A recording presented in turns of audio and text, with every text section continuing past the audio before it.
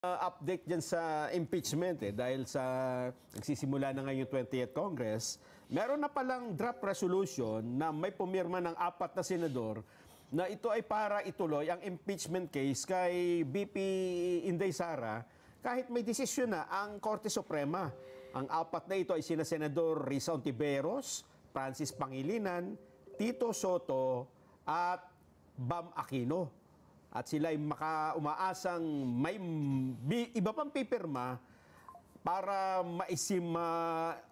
masimulan daw po ang impeachment. May petsang iniligay August 6 ang itinakdang araw para talakayin ito sa open plenary session kung anong gagawin sa impeachment complaint. Sen. Ay, hindi ko maintindihan yan, Jen, Nelson, dahil sa... Ibig ba sabihin kung may pumirmang 4 o kaya may nakakuha pang 4, 8 o nakakuha ng 10 halimbawa.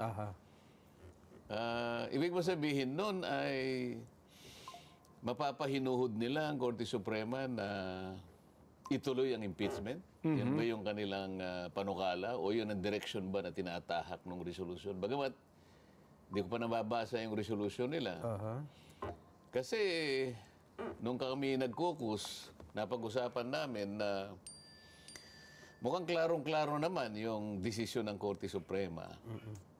Medyo matatag at saka walang paligoy-ligoy. Sinabi niya, ang impeachment complaint is void ab initio. Ang ibig sabihin, mali ito sa umpisa pala. Unconstitutional. And the Senate never acquired jurisdiction. Ibig ba sabihin, Nelson, Jen, babaliwalain mo ba yung desisyon na yun? Unanimous decision ng Supreme Court? Ano? Unanimous. Opo. 13 pumirma, isa yung wala ron, isa yung hindi nakaboto. Pero unanimous sapagkat yung hindi bumoto at saka wala doon, hindi naman nag-submit ng dissenting opinion. Hindi tumutol. Kasi kapag hindi ka nag-submit ng dissenting opinion, mananatiling unanimous. Ayun.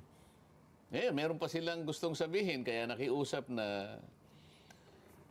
Alam mo, July 29, birthday ko yun, Jen. Opo. Nelson. Tuesday, oo. Nag-caucus kami. Anong tatalakayin na natin ngayon, sabi nila. Nakiusap sila na huwag.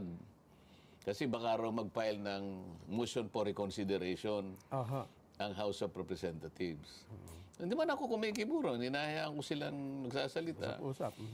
Bigla naman akong tinanong ni Senador Jinggoy. Pakinggan natin yung birthday boy, hindi pa nagsasalita. Nakatingin lang na ng pangiti-ngiti. Hindi natin malaman kung ano iniisip niya. Sabi niya, alam mo naman magsalita yun. Ay, ba't kasi ako patatagalin? Talakayan na natin mamaya. Sabi ko, kahit kumukuluan tiyan ko. Hindi, wag mo naman. Wag naman, sabi niya. Hindi ba natin bigyan... Di ba natin pwedeng pagbigyan yung house? Ano nga kung paano di pagbibigyan? Magpapile daw sila ng ng motion for reconsideration.